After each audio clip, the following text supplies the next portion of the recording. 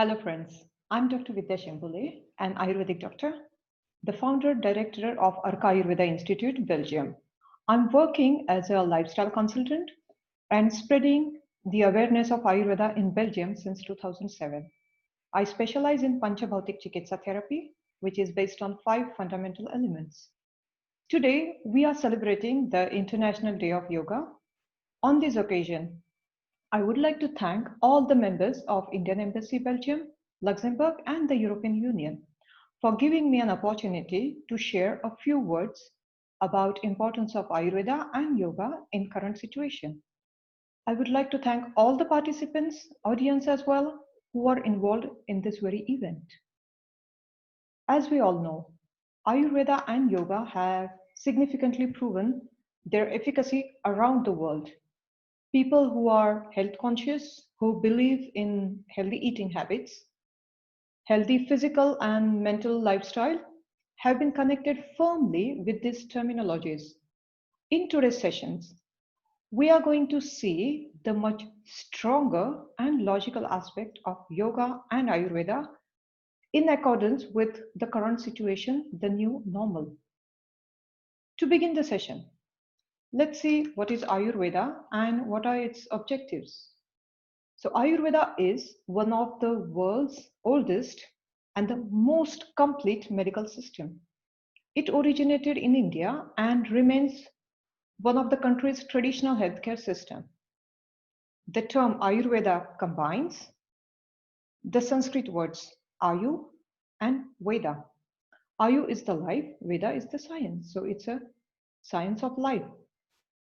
Ayurveda emphasizes on prevention and encourages the maintenance of health through recommendation of daily routines, diet, lifestyle changes, and seasonal changes. The objectives of Ayurveda have been divided into two aspects. Swasthasya swasthya aturasya vikara prashamanam. Maintaining the health of a healthy person, treating or curing the disease of a diseased person. This is the beauty of Ayurveda of focusing prevention and promotion aspect of health in healthy individual. So before going into further details, let's see why are we talking about prevention and promotion of health? Why is it needed in this current situation? The current scenario is we are trying to protect ourselves, fight against, and recover from infectious diseases called coronavirus, the COVID-19. As we know, COVID-19 affects different people to different aspects. Depending on the severity, most people infected develop mild to moderate illness such as fever, dry cough, sore throat, body ache, and recover without hospitalization. But for others, the symptoms could be severe and life-threatening. The spread of COVID is too swift. It was a disease, it became an epidemic, and now it's pandemic. The line of treatment evolved from medicine to social medicine. WHO, the World Health Organization, has given the guidelines to prevent the infection and to slow the transmission of COVID, which involves personal hygiene like washing our hands thoroughly, use of sanitizers, masks, social distancing, physical distancing, stay home, stay safe, follow the respiratory etiquettes, etc. When we look at this list, we can easily see the preventive measures which are mentioned here are from outside. It means how do we protect ourselves from the external exposure of the infection? Now take a minute and think. What's going on in our minds? It's loaded with wanted, unwanted, authentic, unauthentic information. We are continuously being bombarded with updates, numbers, news, and views. The society, the people around us are confused. More than the physical health, our mental health got affected. Uh, there is a fear. Am I safe? How can I keep myself and my family protected? Masks or no masks? If yes, how long? Lockdown outside is over, but our mental lockdown is still on. We are not comfortable going out or sending our kids to the school. Many questions stop us and confuse us. Am I ready for the new normal? Or is there something that will make me ready physically and, of course, mentally ready? Is there any user's manual which can lead us towards a better health and a better future? The answer is Ayurveda. We have seen one of the most important objectives of Ayurveda is to protect and to promote the health. And how do we do it? By improving one's immunity. In Ayurveda, the Sanskrit word for immunity is Vyadhi Kshamatva. Vyadhi Kshamatva. Disease, resistance against the disease. So it is another sheer beauty of Ayurveda. That it explains the immunity at different levels. The physical immunity, which protects us from the diseases, illnesses, by preserving and restoring our life. It inhibits the effect of the diseases and heals the wounds quickly. Psychological immunity, which promotes our mental health, mental functions, and social immunity, which keeps the social health in harmony by developing our interpersonal exchanges.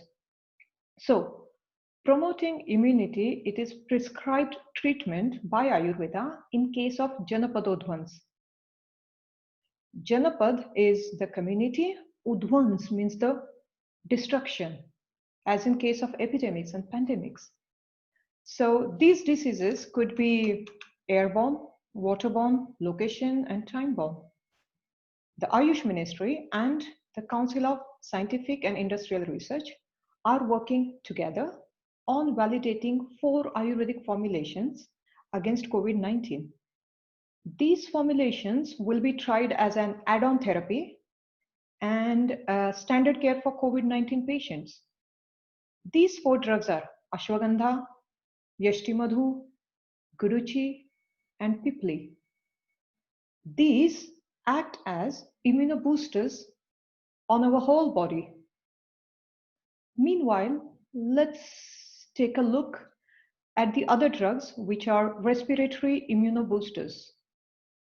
These drugs have been serving the mankind for many years and have become an integral part of Ayurvedic medicines, especially in the respiratory infection.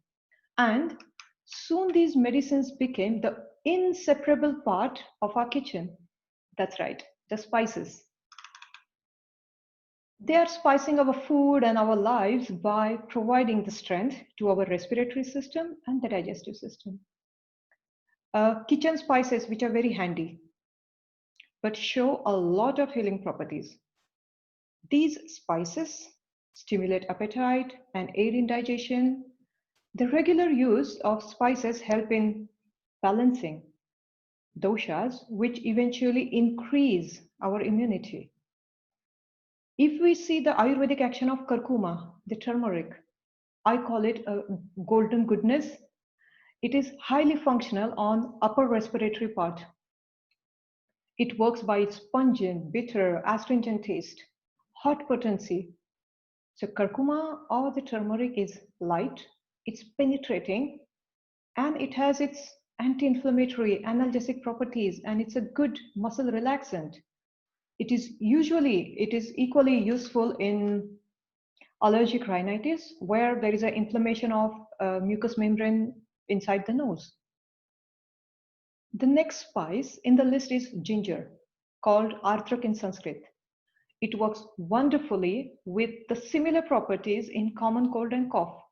You can easily find the references in the traditional book.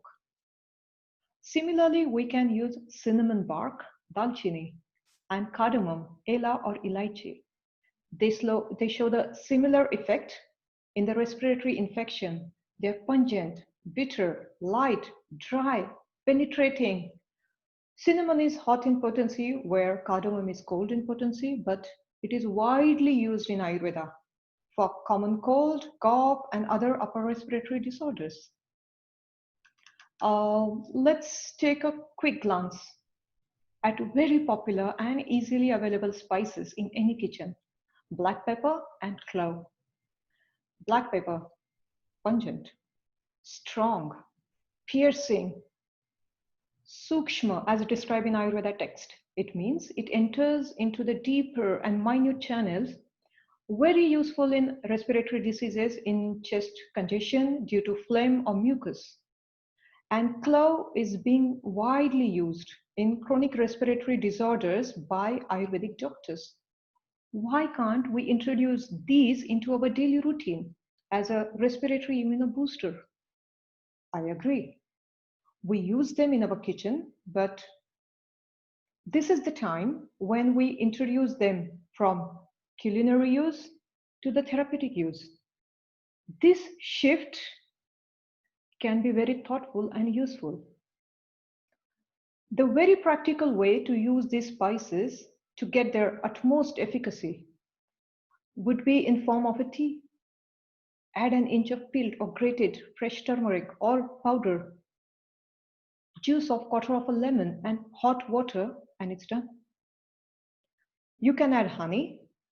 Honey is good for eyes, vision, chronic respiratory diseases. It works as a catalyst. Or, or you can add rock candy. Rock candy, it's called mishri, khadi shakkar, in Marathi khadi sakar, and in Sanskrit it is called sita. It is useful in dry cough. Just put a piece of sugar in your mouth and keep on sucking it. So rock sugar helps to soothe the throat and facilitate the sputum formation. Because of these qualities, Sita, the rock candy, is commonly used in cough and asthma related products such as Sitopaladi Churna, Talisadi Churna. Diabetic patients shouldn't take it as it is high in calories. If you are focusing on getting the benefits as a respiratory tonic, best time to have it is in the morning 8 to 10 and in the evening 4 to 6. When your stomach is a bit empty, and so the benefit that you receive are more. It doesn't get mixed with the food. And if you want to have it to aid the digestion, you can take it after the meals as well, because these spices are good appetizers and help in digestion. Moving on to the next formulation is Chyawanprash. Chyawanprash is an Ayurvedic health supplement which is made up of concentrated blend of nutrient-rich herbs, minerals. It is meant to preserve the strength, stamina, and vitality. Chyawanprash is formulated by processing multiple medicinal herbs and their extracts, including the prime ingredient is amla, the Indian gooseberry, which is the richest source of vitamin C. The finished product has a fruit jam-like consistency. It is sweet, it is sour, it's spicy. Regular intake of Chyawanprash strengthens and improves the immunity, the functioning of the respiratory system. I would like to share a disclaimer over here. The tips suggested in this talk are for supportive measures and shouldn't be considered as a prescription or as a medicine. This is not a treatment of any disease. These tips, home remedies, are supported by Ayurvedic literature and scientific publication.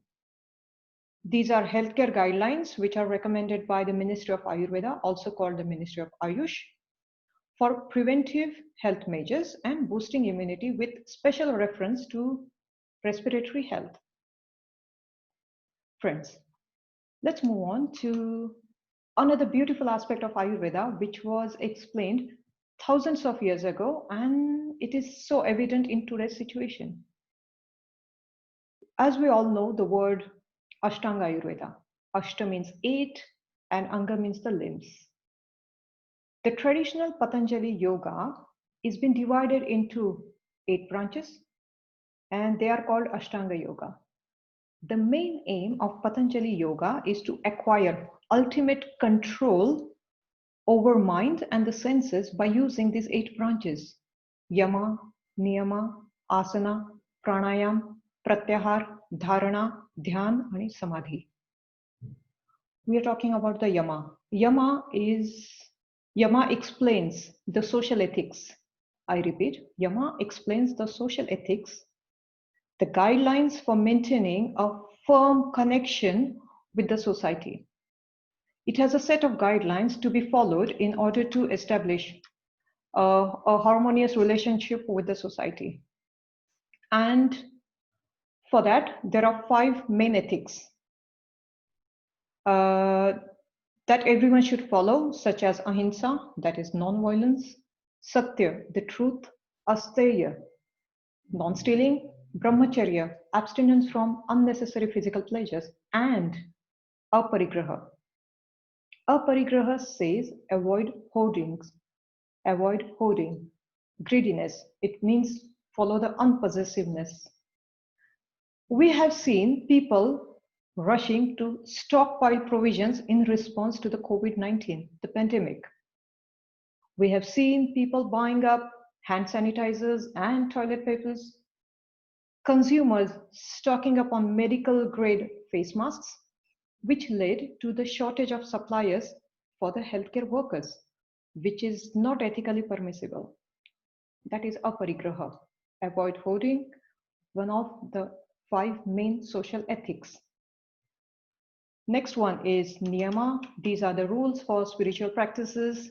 Asanas, yoga that we do, the postures, regulations for yogas and asanas.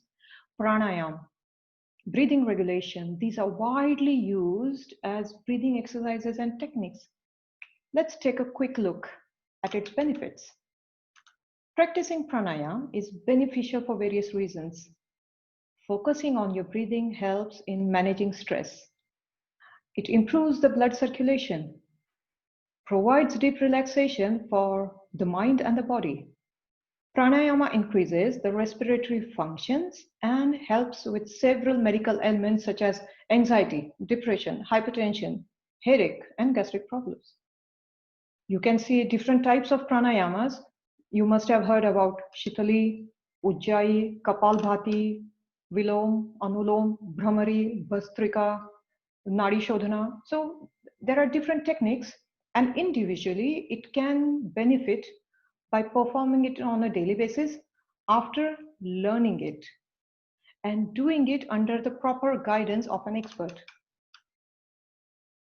In this new normal, there are certain situations which we have to accept unwillingly. Yes, I'm talking about the kids. The corona pandemic is remaking the way children learn, and it could have an impact on their eyes.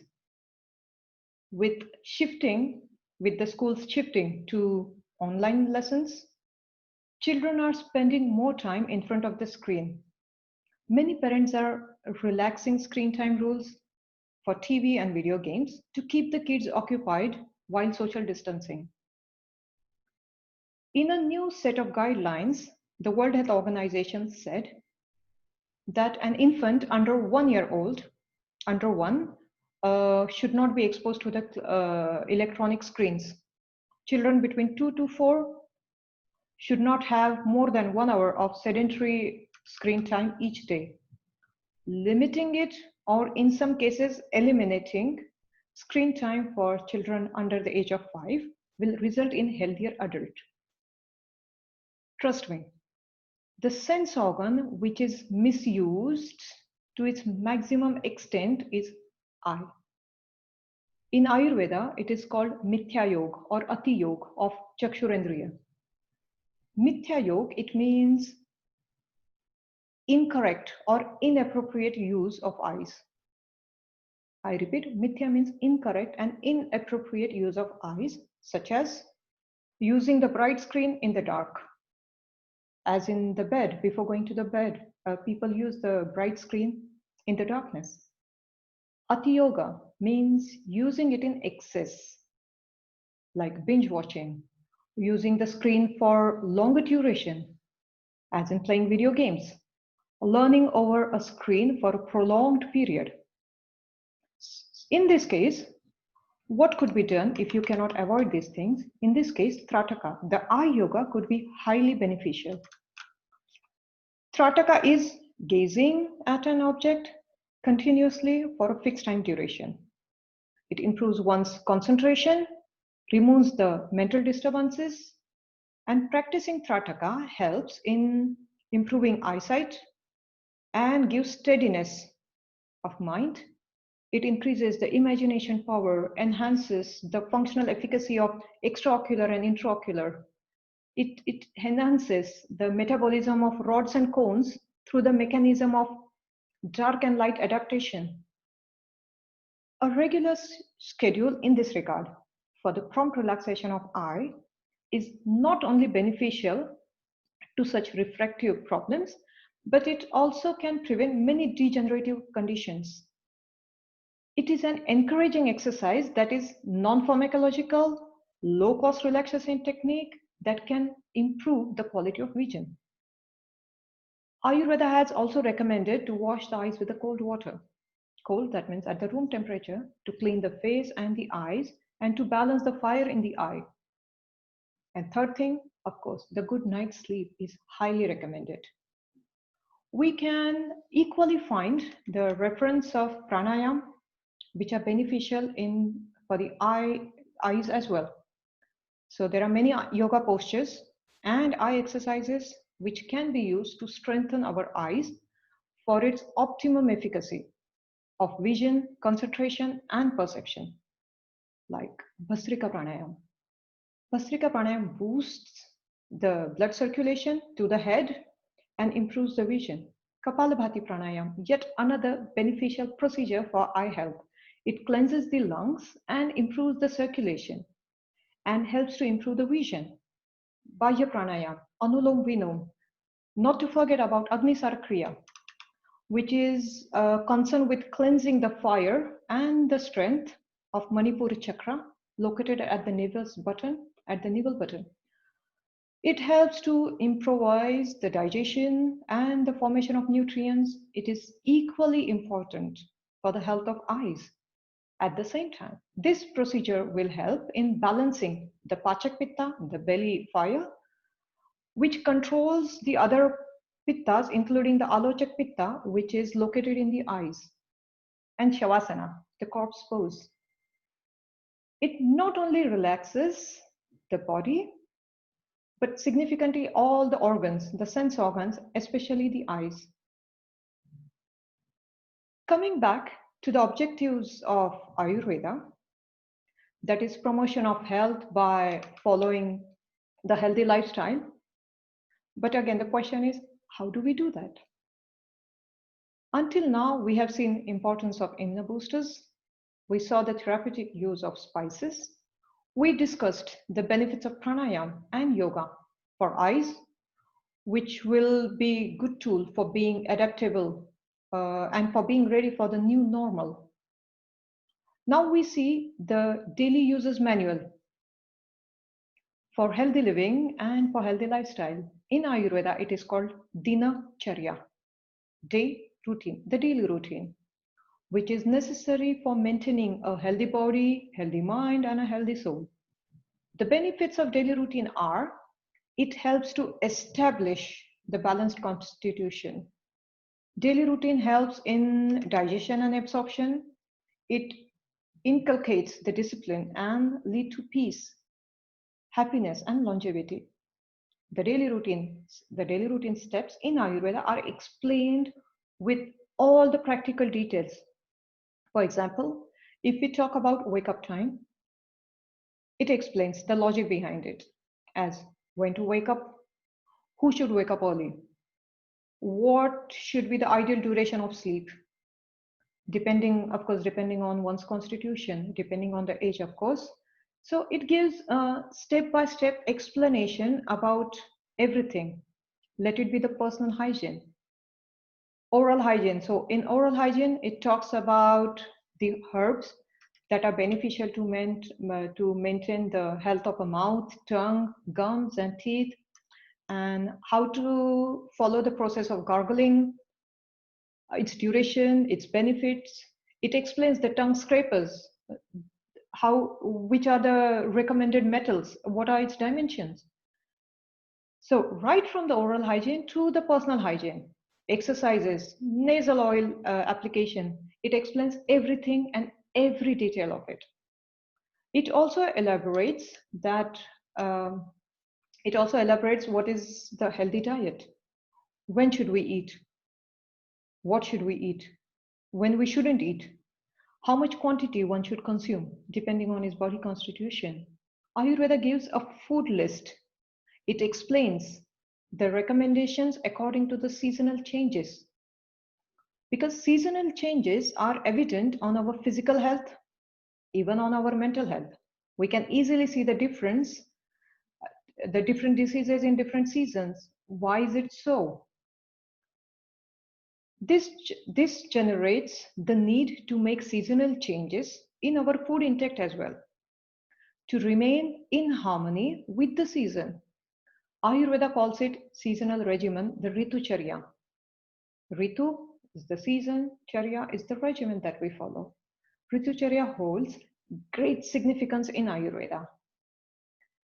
A good seasonal routine helps in achieving balance of doshas. It avoids changing stress of the season and associated diseases. So seasonal routine helps in achieving good benefits of atmosphere, the effect of the season on people, on food, on plants, predominance of tastes, our digestive power, our hunger, our appetite is different. Do we consider that change? No. But Ayurveda does it and gives the solution for everyone's healthy life. To sum up today's session on importance of Ayurveda and yoga in current situation, we have seen the Ayurvedic immunoboosters, the daily routine, the seasonal routine for healthy lifestyle, which eventually develops physical immunity. Eye yoga, pranayam, which provide psychological immunity. Social ethics connects you strongly and meaningfully with the society by developing social immunity.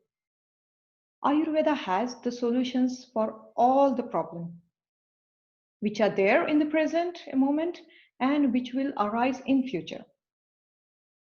As I said earlier, Ayurveda is the oldest and the most complete medical system. Take a moment and think. Isn't it a wise thought? Isn't it a wise idea to consider Ayurveda as a user's manual in this new normal? Thank you.